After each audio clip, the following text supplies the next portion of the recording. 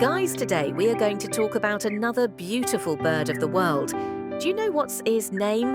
Its name is European beeeater.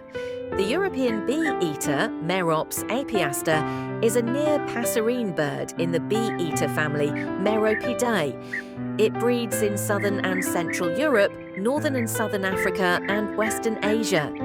Except for the resident southern African population, the species is strongly migratory, wintering in tropical Africa. 1.